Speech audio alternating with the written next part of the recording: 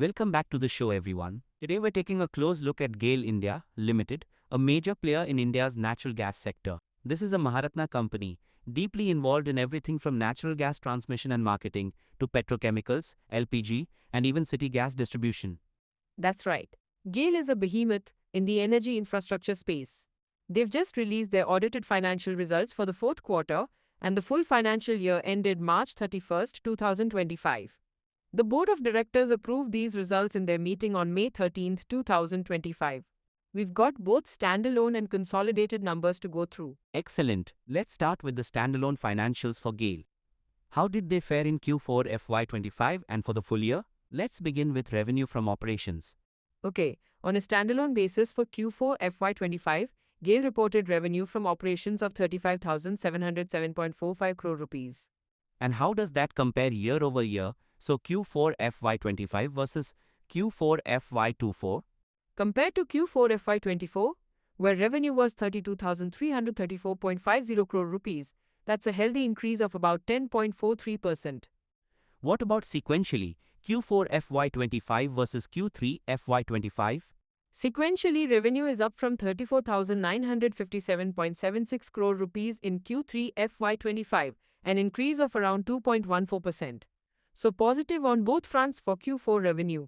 And for the full financial year FY25 on a standalone basis? For the full year FY25, standalone revenue stood at 1,37,287.56 crore rupees, up from 1,30,638.11 crore rupees in FY24.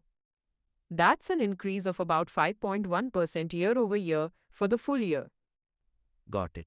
Now, let's talk about profitability. How about EBITDA? I know it's not always explicitly stated. Correct, it's not directly stated, but we can calculate it. For Q4 FY25, the standalone EBITDA comes out to approximately 3,782.79 crore rupees. How does that Q4 EBITDA compare year over year? Year over year, this Q4 FY25 EBITDA is down from approximately 4,195.44 crore rupees in Q4 FY24. And quarter over quarter for EBITDA? Quarter over quarter, the Q4 FY25 EBITDA is up from approximately 3,587.49 crore rupees in Q3 FY25, assuming we look at Q3's PBT before exceptional items. Okay. And for the full year FY25, what's the standalone EBITDA picture? For the full year FY25, standalone EBITDA is roughly 16,247.84 crore rupees. This is up compared to FY24's approximately 14,633.48 crore rupees. So annual EBITDA improved. Let's move to profit before tax or PBT on a standalone basis. For Q4 FY25, standalone PBT was 2,701.07 crore rupees. And the year-over-year comparison for Q4 PBT? This is slightly down from 2,841.76 crore rupees in Q4 FY24, a decrease of about 4.95%. What about the sequential Q4 PBT performance? Sequentially, Q4 PBT is up from Q3 FY25's PBT of 2,588.72 crore rupees if we exclude the exceptional income recognized in Q3. That's an increase of about 4.34%. And for the full year FY25 standalone PBT? For the full year FY25, standalone PBT was 14,824.56 crore rupees. This includes a significant exceptional income item. Excluding that, the profit before exceptional items and tax was 12,384.53 crore rupees for FY25, which is up from 11,554.56 crore rupees in FY24. This brings us to the exceptional item. Can you shed some light on that? Yes, in Q3 FY25, specifically the quarter ended December 31st, 2024, GAIL recognized an exceptional income of 2,440.03 crore rupees on a standalone basis. This was due to a settlement agreement with an LNG supplier. So this boosted the Q3 and consequently the full year FY25 profit significantly, but it didn't impact Q4 FY25 directly. Understood. So what about the bottom line profit after tax or PAT for standalone? Standalone PAT for Q4 FY25 stood at 2,049.03 crore rupees. How does that compare year over year for Q4? This is down about 5.88% from 2,176.97 crore rupees in Q4 FY24. And sequentially for Q4 PAT? Sequentially, Q4 PAT is down from 3,867.38 crore rupees in Q3 FY25. But remember, Q3 had that large exceptional income. If we were to try and normalize Q3, the Q4 performance looks better on an operational level. And the full year standalone PAT for FY25? Full year standalone PAT for FY25 was 11,312.32 crore rupees, a significant jump from 8,836.48 crore rupees in FY24, largely thanks to that exceptional income. And the earnings per share, EPS, on a standalone basis? For Q4 FY25, standalone basic EPS was 3.12 rupees. Year over year for Q4 EPS? That's down from 3.31 rupees in Q4 FY24. And sequentially for Q4 EPS? Sequentially, it's down from 5.88 rupees in Q3 FY25, again due to the exceptional item in Q3. What about the full year standalone EPS for FY25? For the full year FY25, standalone basic EPS was 17.20 rupees, up from 13.44 rupees in FY24. Any significant other income to note for standalone? Yes, for Q4 FY25, other income was 566.42 crore rupees, which is a bit lower than the 637.60 crore rupees in Q4 FY24. Other income for Q4 FY25, 566.42 CR, is lower than Q3 FY25, 749.71 CR. For the full year FY25, other income was 2,401.25 crore rupees, up from 2,207.89 crore rupees in FY24. What about standalone profitability margins for Q4?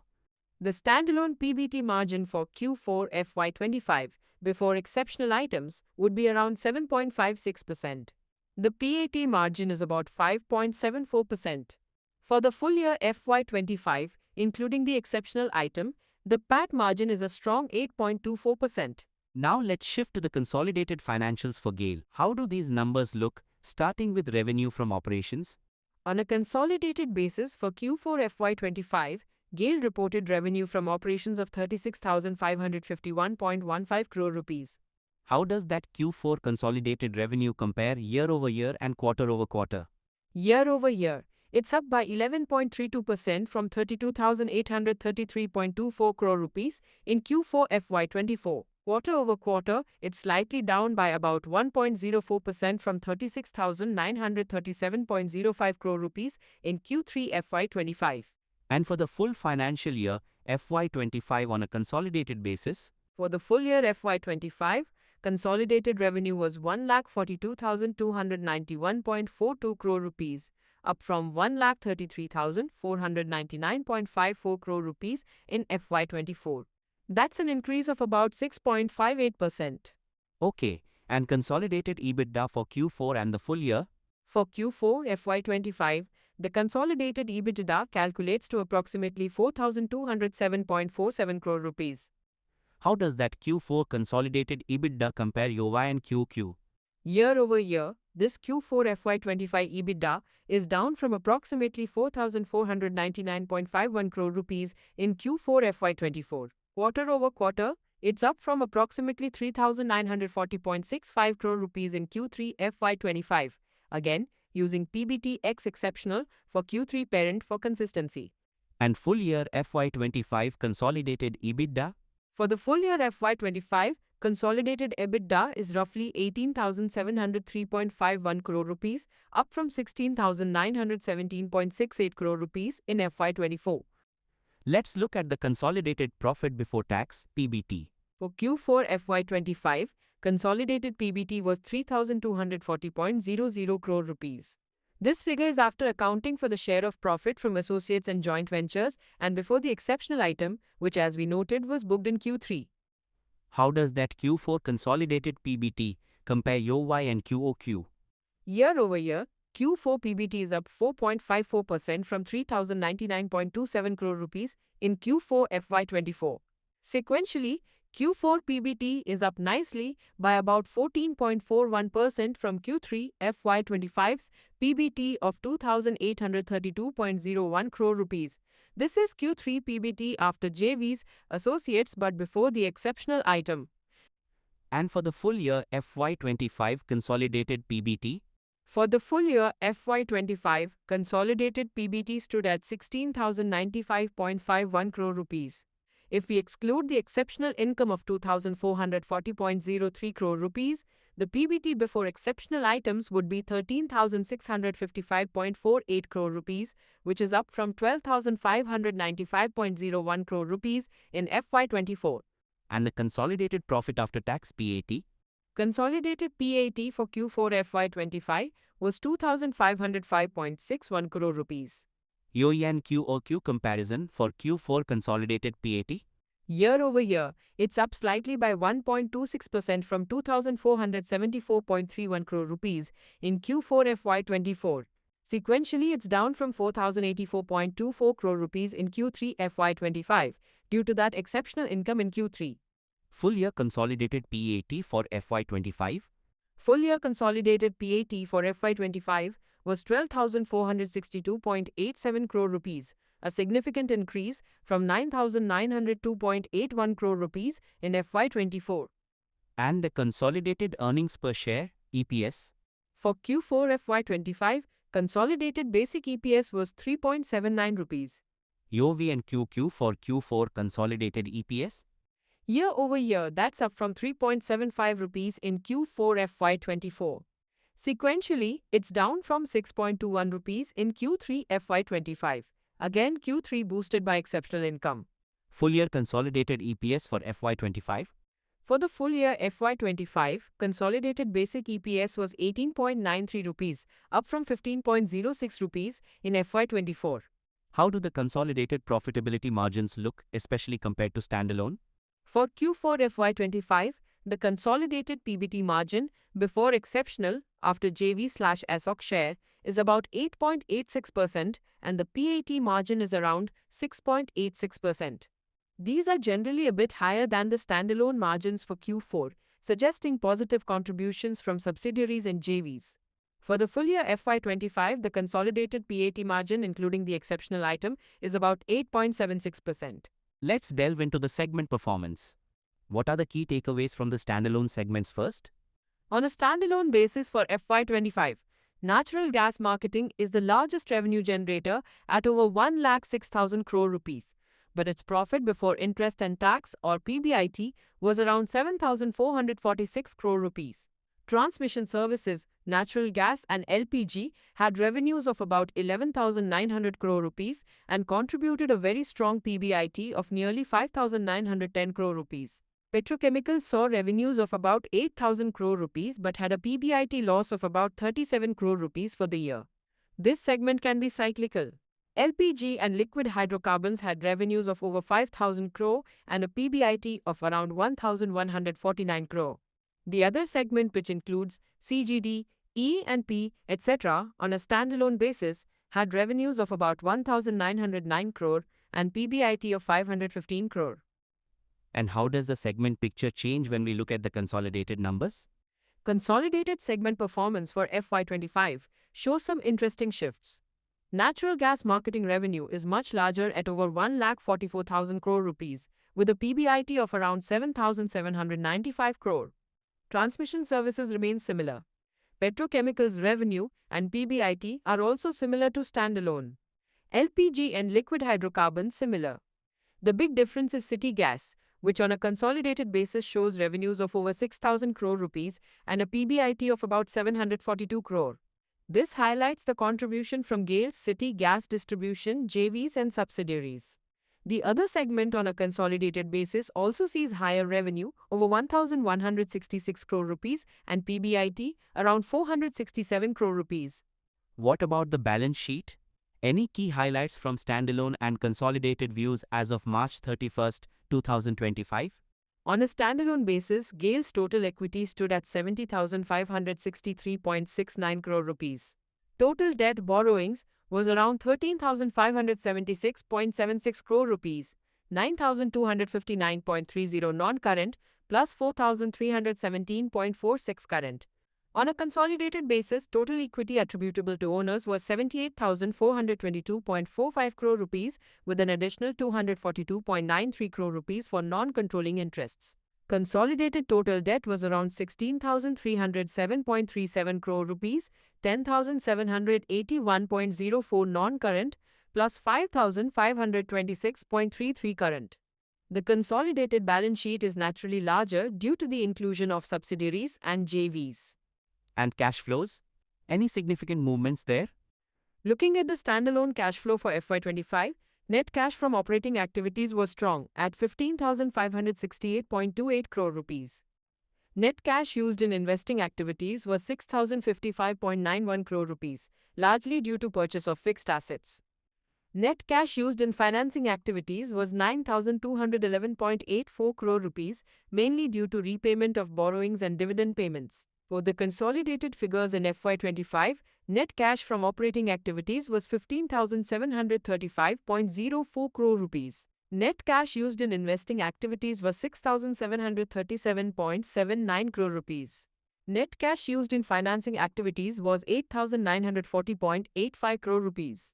The patterns are broadly similar, with strong operating cash flow funding capex and financing activities. GAIL also recommended a dividend, right?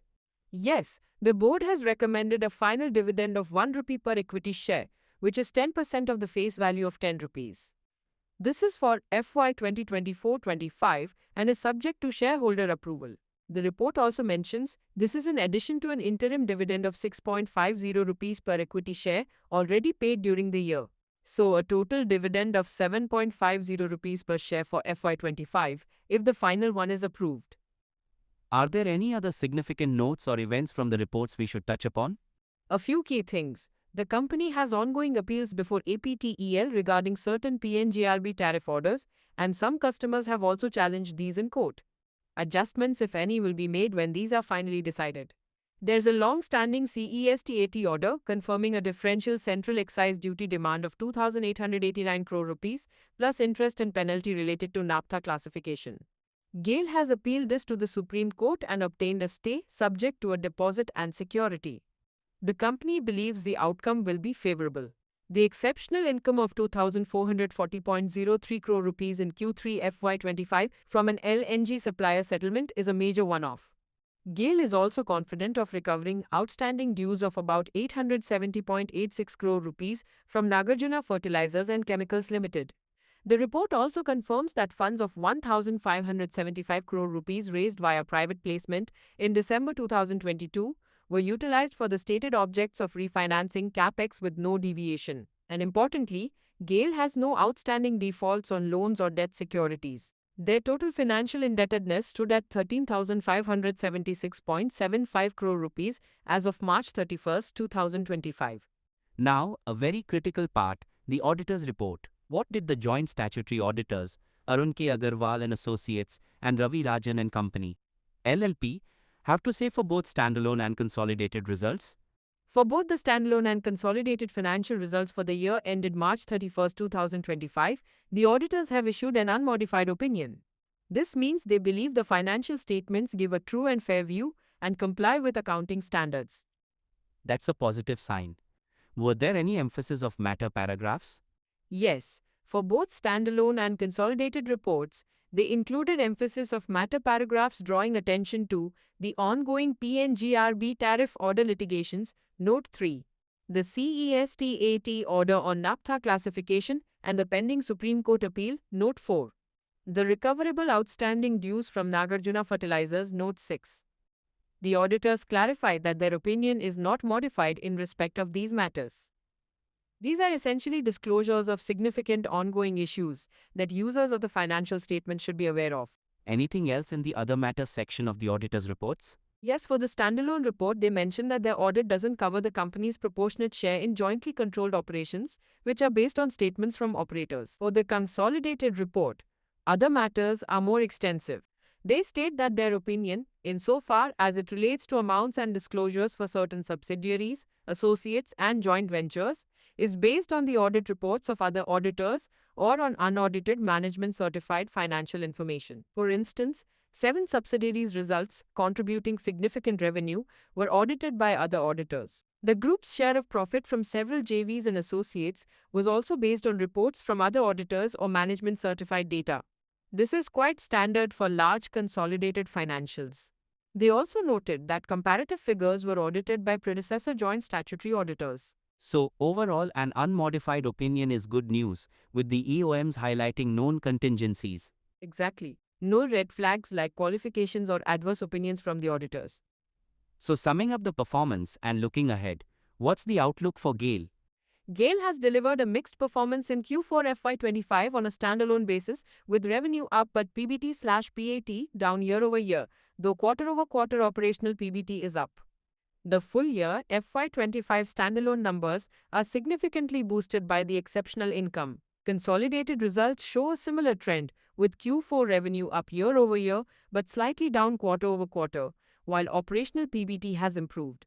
The full-year consolidated PAT also saw a strong jump due to the exceptional item. Key drivers will continue to be natural gas prices, transmission volumes, petrochemical cycle, and contributions from its various JVs and subsidiaries, especially in city gas distribution.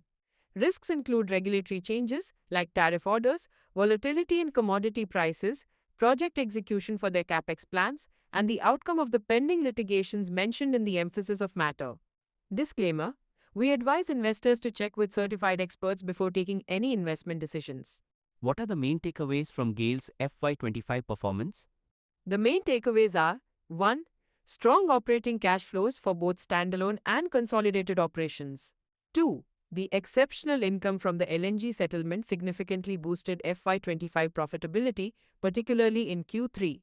3. Core operational performance in Q4 showed improvement sequentially, though year-over-year comparisons for Q4 profits were a bit soft.